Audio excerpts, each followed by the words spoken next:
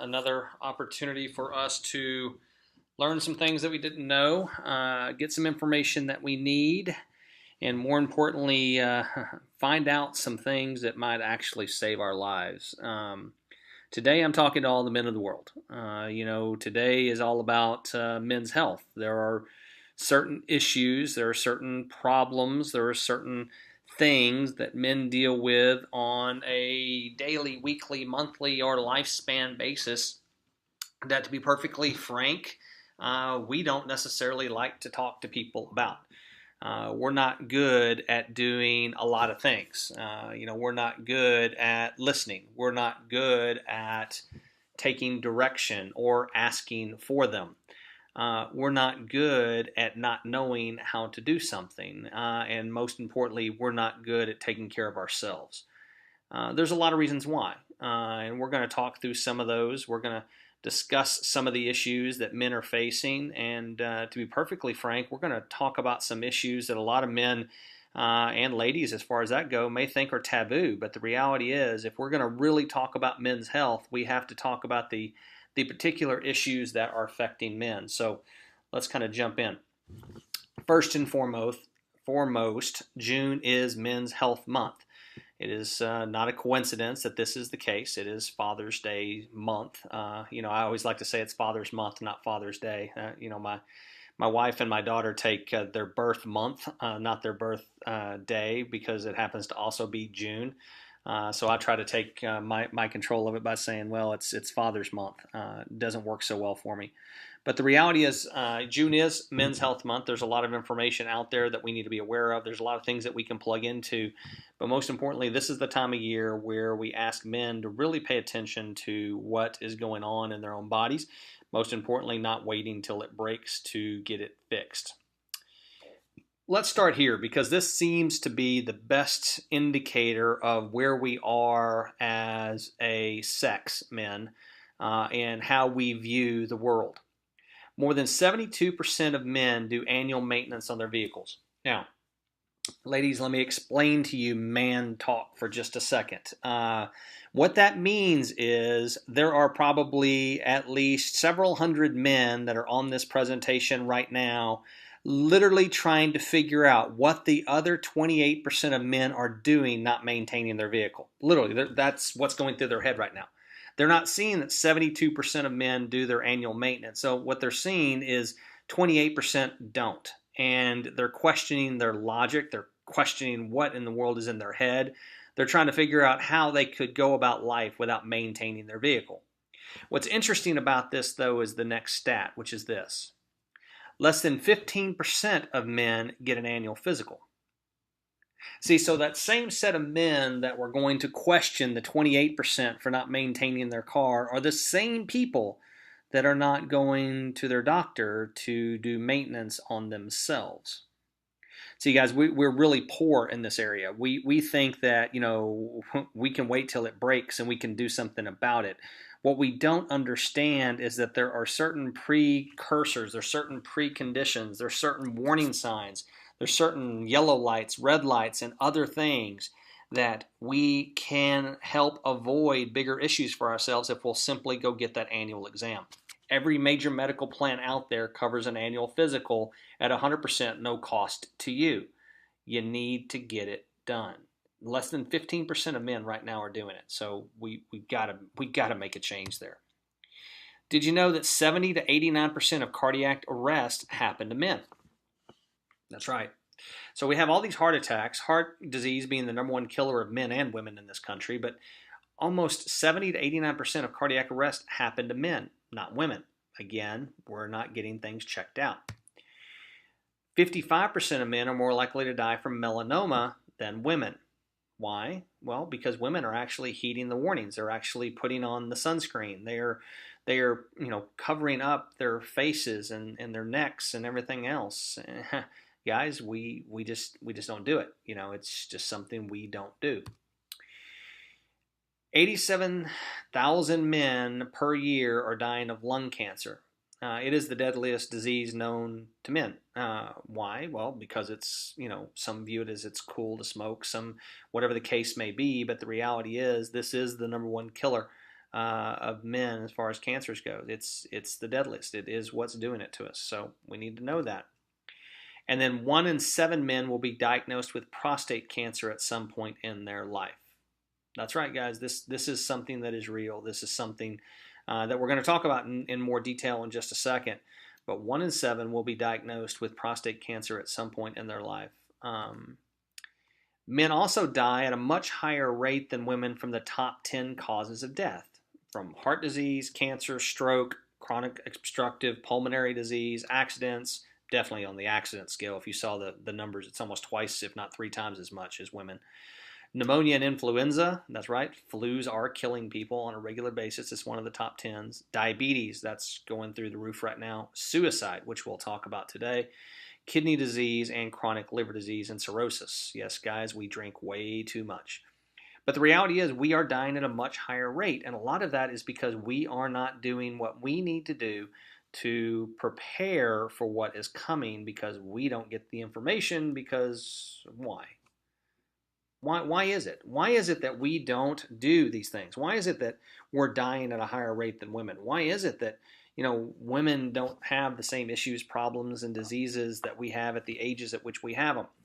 The answer is pretty simple. And guys don't want to hear it, and they laugh at it, and they snicker at it, but the reality is this.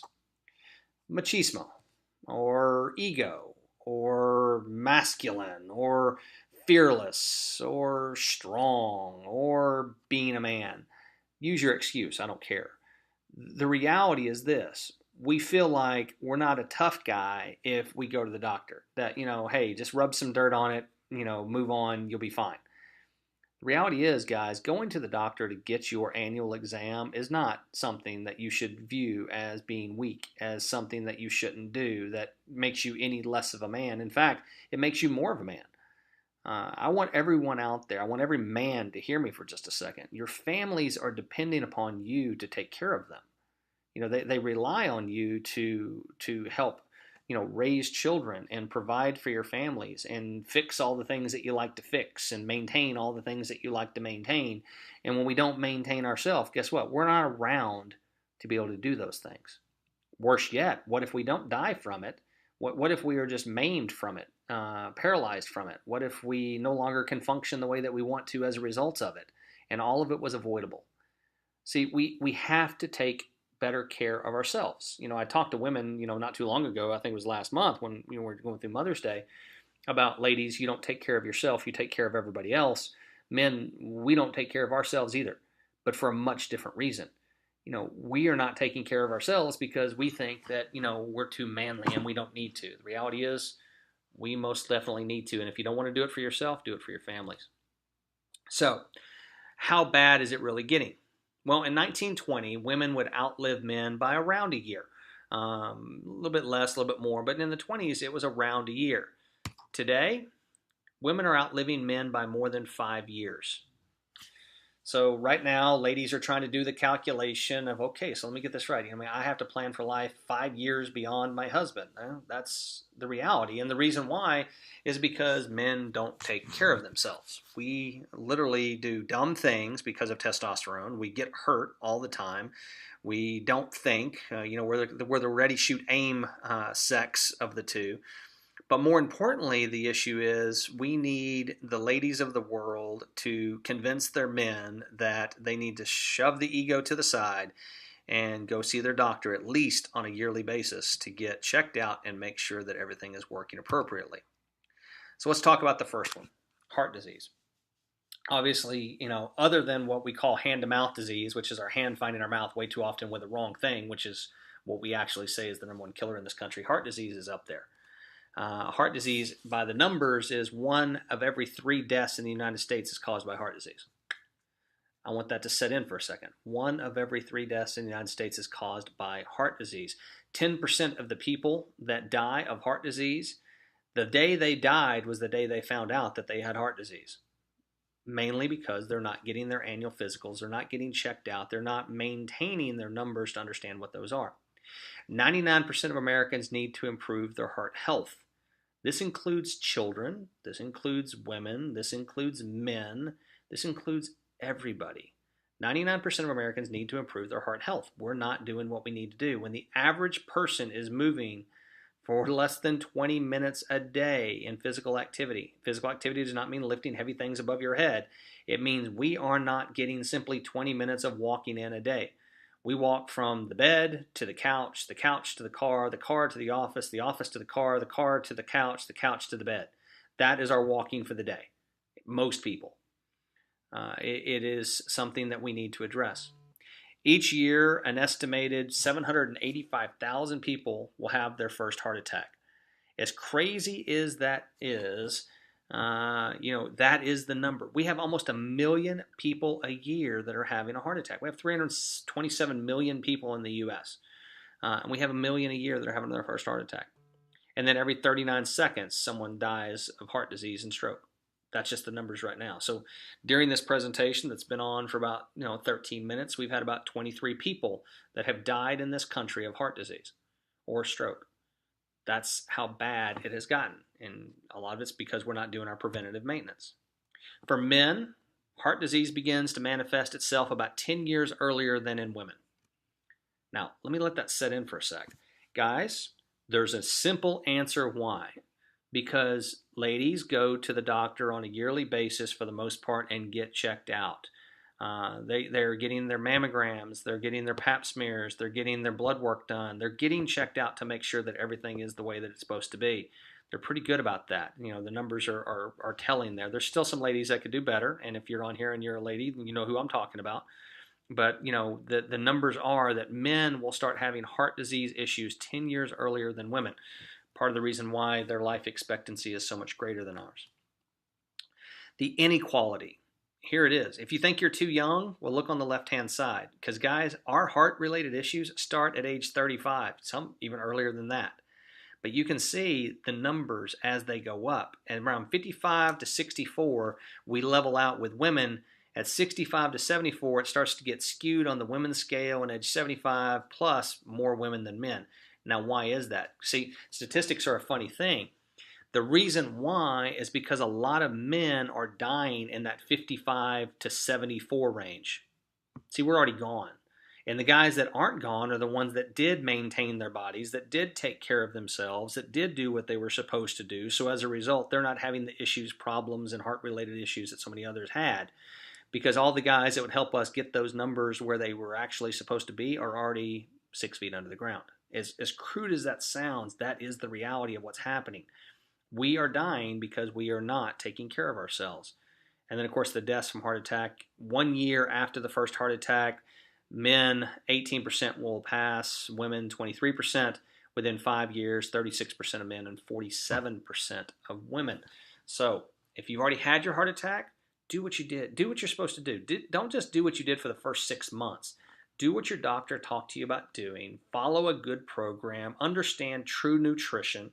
Learn. The best thing you can do is learn about yourself. Don't just rely on what people tell you. Find out and ask why, and then get the information you need to make informed choices. There's also further inequality for all of my African American friends out there. Look at these numbers because this should be eye-opening to you.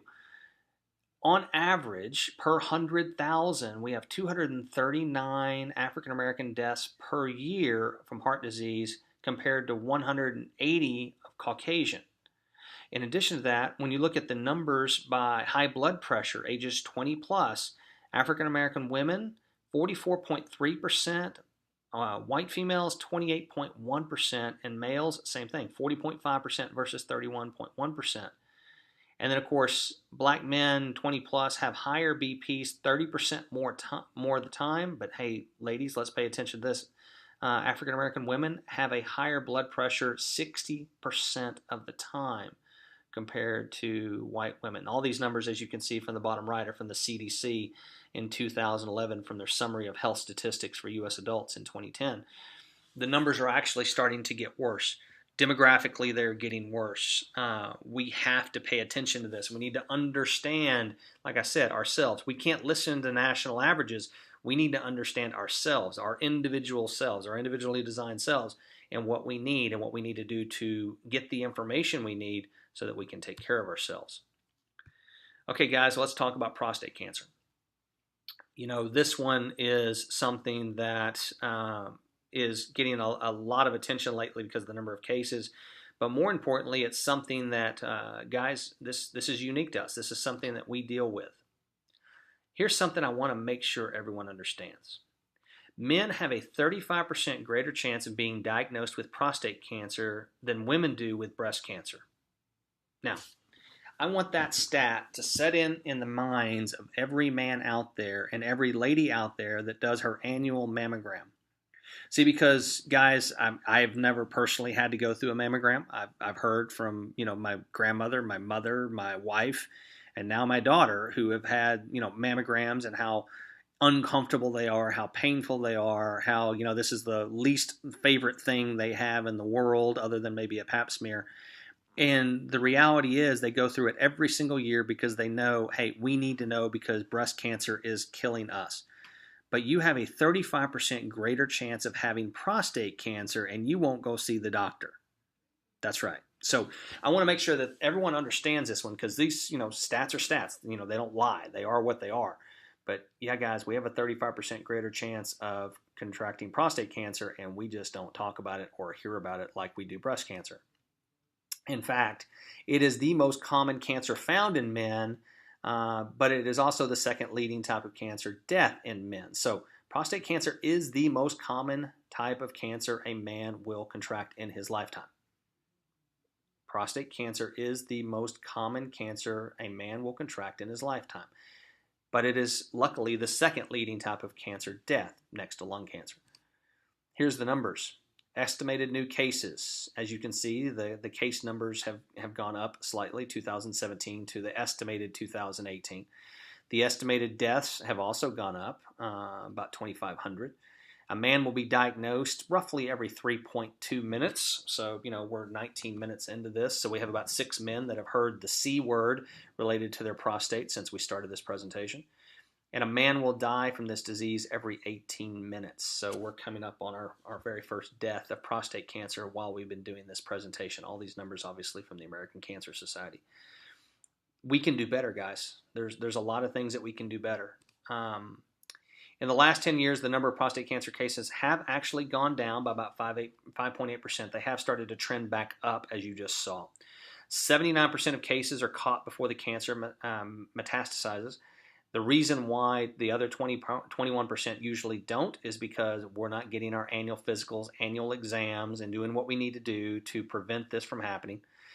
11% of men are affected by prostate cancer at some point in their lives, and the survival rate has increased from 66% in the mid-70s to 98.6% today, based upon improved detection and treatments. That's right, guys. This is treatable. This is something that the survival rate is very, very high as long as we catch it before it metastasizes. So let's talk about this. I told you we were going to talk about some things that people may not want to talk about. But the reality is this. The reason why men don't go get their annual physical is this right here. It's because they have to cough and because they don't want their prostate exam. Guys, look, compared to what ladies have to go through, this is not difficult. Go to your doctor. Get checked out. Get your prostate exam.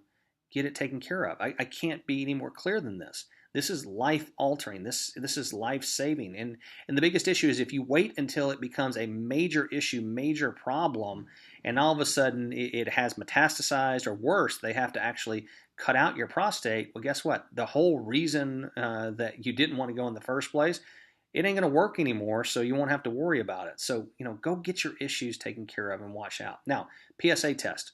Let's talk about these for a second because they are a little controversial as to whether or not they actually are effective or you get a bunch of false positives. The reality is this. Have your PSA checked. It is a simple blood test. Just get it checked out. Look at the numbers. Watch them. It will provide red flags if nothing else and may require, a further exam. But the issue is don't be afraid of getting the PSA test done. At least you have the numbers. Let's talk about low testosterone. This is a growing problem in the U.S. It has become, a rampant opportunity for businesses. As you see, low T centers popping up all over the country, all over the place, in every shopping center known to man. Well, there's a reason why. See, this is the way that testosterone levels are supposed to work. In age 20, you have more testosterone than you'll ever have in your life. 30, it starts to go down. 40, a little bit lower. By the time you get to 80, if guys, we make it there, there's not a whole lot of testosterone left. And we start hitting testosterone deficiency usually in our 50s. This used to be the case.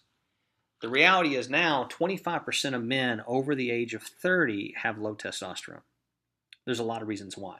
There's a lot of things going on that are causing this. But the reality is right now we have a lot of men that look like men. They have the big burly beards. They have the big barrel chest. They have all those things. But guess what? They are struggling with low testosterone very quietly. They don't want to talk to anybody about it. They don't want to share the information. They're embarrassed by it because they think it makes them feel less of a man. The reality is this, guys.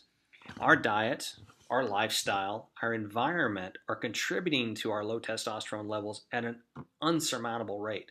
I mean, the things that we eat, the things that we expose ourselves to chemically, and I'm talking about pesticides and other things in your home and herbicides that are in the air that you're breathing are affecting us.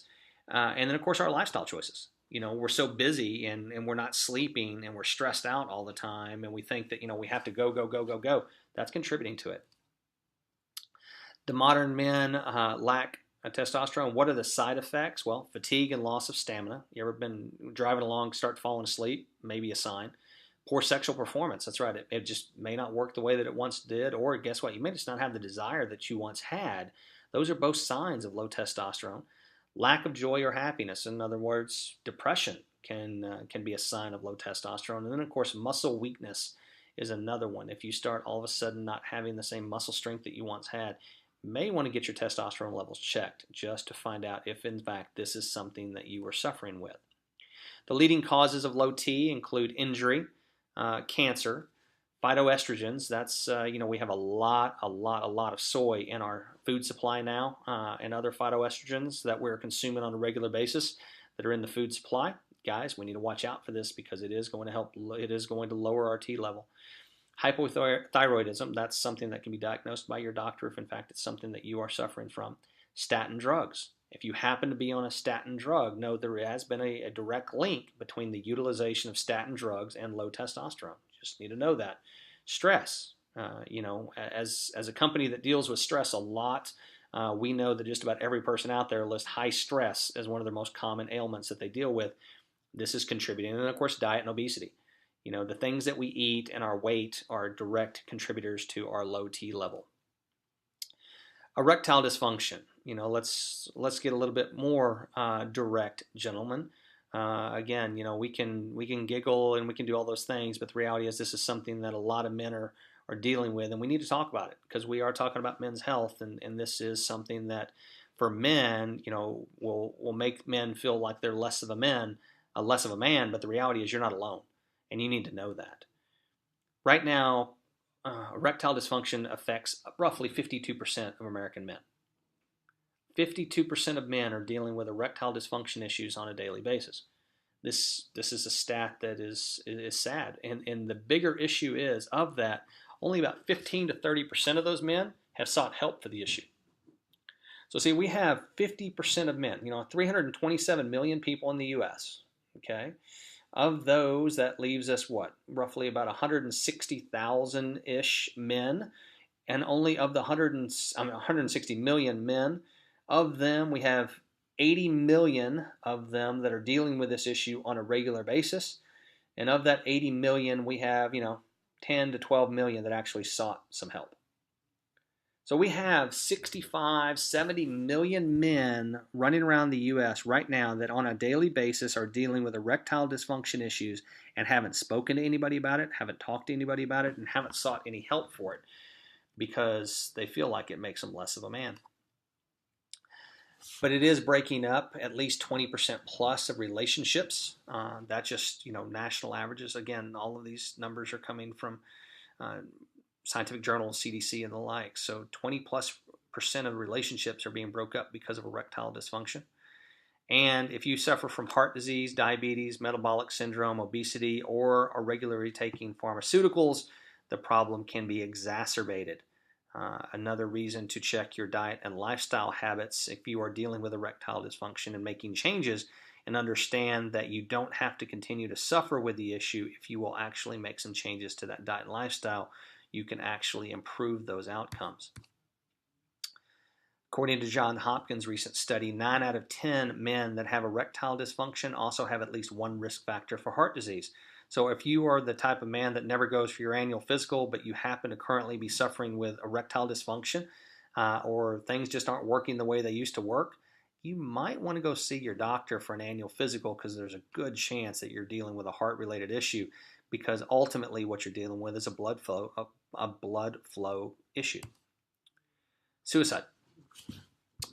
Let's talk about this one, at least briefly, because it is something that touches families in the most horrible way. It is something that is more and more becoming mainstream. I mean, recently in the news, we had 2 very prominent celebrities that committed suicide. It seemed like back to back. And the one thing when it applies to men's health that we need to understand is, men, we are horrible communicators. We don't want to talk about it. We just want to internalize it. We want to suffer quietly with it. But the reality is this: men are 4 times more likely to commit suicide than women. And instead of sadness or depression, which women have a tendency to express before suicide, men have a tendency to be more angry, or have more aggression, or have burnout at work, or start unbelievable risk-taking behavior, and the midlife crisis kicks in, or a severe alcohol or substance abuse problem begins. If you have a loved one, if you have a man in your life, and he's exhibiting any type of these types of mood and changes, my wife and children will say, well, he's always aggressive. But the reality is, if you see a change and it's in one of these 6 categories, you might want to have a conversation. You might want to have a talk. Just men, we need to do a better job of expressing what we're feeling. We just do. Ultimately, we have to talk about it. We have loved ones. We have people that care about us. We have people that are depending upon us, and suicide is never the answer. And the worst thing is not having the conversation. Even if it's not an issue, not having the conversation is worse than having it, because if you don't and it does occur, you don't get a second chance. So if you have any concerns, issues, problems, there's all kinds of help and other things you can seek. But the main thing is, ladies, just know this is an issue. This is a problem. And men, we need to talk. That's what this boils down to. Guys, I hope this has been helpful. The whole purpose of why we do these Lunch and Learns is to identify issues and problems that people suffer with, and to give them straight answers and straight information that they can use and utilize to improve their health for both themselves, the people that they care about, and the people that they love. And we are a firm believer here at ID Life that if we can improve your diet, improve your lifestyle, and improve your knowledge, we can reduce the nutritional gap that you have, and thus get you back into that healthy living circle that we all strive to be within.